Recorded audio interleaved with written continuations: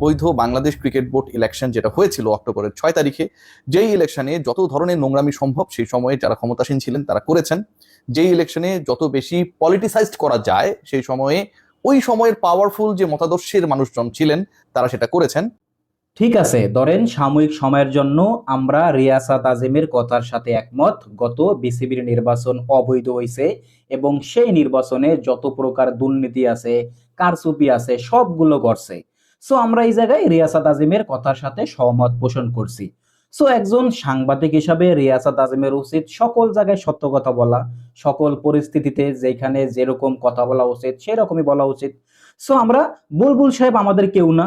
বুলবুল যদি বিসিবির প্রেসিডেন্ট থাকে বাংলাদেশ ক্রিকেট বিশাল বড় উন্নতি হইব এরকম কিছুও না, বা অন্য কেউ প্রেসিডেন্ট হিসাবে আসলে সে বাংলাদেশ ক্রিকেটের আমূল পরিবর্তন করব সেই রকমও কিছু না। কিন্তু আমরা এখানে প্রেক্ষাপট নিয়ে কথা বলছি, নির্বাচনের যে প্রেক্ষাপট।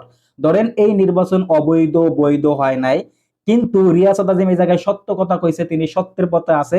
আমরা তাকে স্যালুট জানাই এবং তার এই কথার জন্য তার সাথে আমরা সহমত পোষণ আবারও করছি।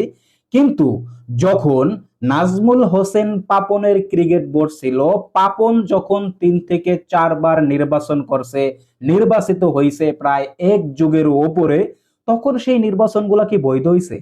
তখনও তো এই যে ইয়েলো সাংবাদিক রিয়াসাত আজিম, নট আউট নোমান, দেব চৌধুরী, আরো যারা এখন এই বুলবুলের নির্বাচনকে অবৈধ বলতেছে, তারা সকলেই ছিল। অথচ এই রিয়াসাত আজিম তখন একটা মেইন স্ট্রিম মিডিয়াতে চাকরিরত অবস্থায় আছিল, কিন্তু তখন তারা পাপনের সেই নির্বাচনদের বিরুদ্ধে, বা পাপন যে একাধিক নির্বাচন করছিল সেই নির্বাচন তখন তাদের কাছে বৈধ ছিল। সেই নির্বাচনের বিপক্ষে তারা একটা টু শব্দ পর্যন্ত করার সাহস পায় নাই। অবৈধ তো বলবো দূরের কথা, তারা এটার বিপক্ষে একটা মন্তব্য যে করব সেটাও করতে পারে নাই। সবসময় পাপনের পক্ষে কথা বলছে, তার সবসময় প্রশংসা বা সে ভালো কাজ করছে। ধরেন পাপন বাংলাদেশ বা বিসিবির সবচেয়ে সফলতম প্রেসিডেন্ট।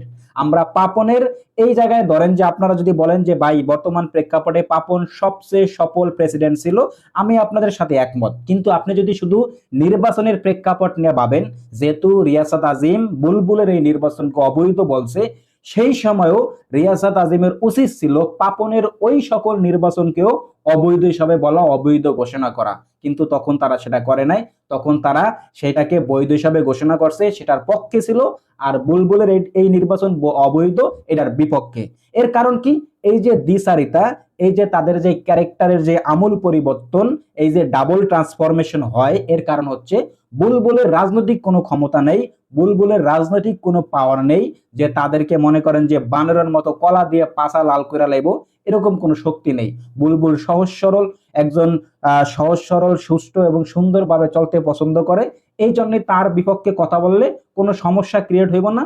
এই জন্যই তাকে ক্যারেক্টার বুলিং এর শিকার করতে করতে এই লোকটার এখন একবারে দেওয়ালের, একবার আসে না যে দেওয়ালে পিঠ ঠেকে লাইছে, একবার সকল শেষ পর্যায়ে নিয়ে আসছে, এরা এখন এই অবস্থা করে লাইছে। আর তখন ওই যে পাপনের বিপক্ষে কথা কেন বলে নাই? কারণ পাপনের রাজনৈতিক ক্ষমতা ছিল, তার বিপক্ষে কোনো কথা বললেই ওই যে বানরের মতো কলা দিয়া নিয়া একেবারে পাছা লাল করে লাইতো, এই জন্য কোনো কথা বলে নাই। সো আমার অভিযোগ বা আমার আমার প্রেক্ষাপটটা আসলে এই জায়গায়, যে এই যে ইয়েলো টাইপের স্পোর্টস জার্নালিস্ট যারা আছে, রিয়াসাত আজিম, নট আউট নোমান, দেব চৌধুরী, এরা সব সময় বসন্তের কোকিলের মতো, সব সময় যেই দিকে হাওয়া ভালো, যেই দিকে রাজনৈতিক ক্ষমতা ভালো, তাদের পক্ষেই কথা বলে। আর যখন যাকে চাপিয়ে ধরা যায়, যার রাজনৈতিক কোনো পাওয়ার নাই, যে এদের বিরুদ্ধে কোনো অ্যাকশন নিতে পারবো না, তাকে ক্যারেক্টার বুলিং এর শিকার করতে করতে একেবারে শেষ পর্যায়ে নিয়ে যায়, যেটা এখন বুলবুলের বিষয় হইতেছে। এই নির্বাচন অবৈধ, আর পাপনের নির্বাচনগুলো সব বৈধ ছিল। এটাই আমাদের yellow sports journalist Riasat Azim, not out Noman এবং দেব চৌধুরীর মতো যারা আছে তাদের ক্যারেক্টার। এবং এইভাবেই তারা দিনের পর দিন মানুষকে ক্যারেক্টার বুলিং এর শিকার করে, যারা সুন্দর এবং সুষ্ঠুভাবে চলতে চায়। এরা বাংলাদেশ ক্রিকেটের চিরশত্রু, এরা কখনই বাংলাদেশ ক্রিকেটের ভালো চায় না।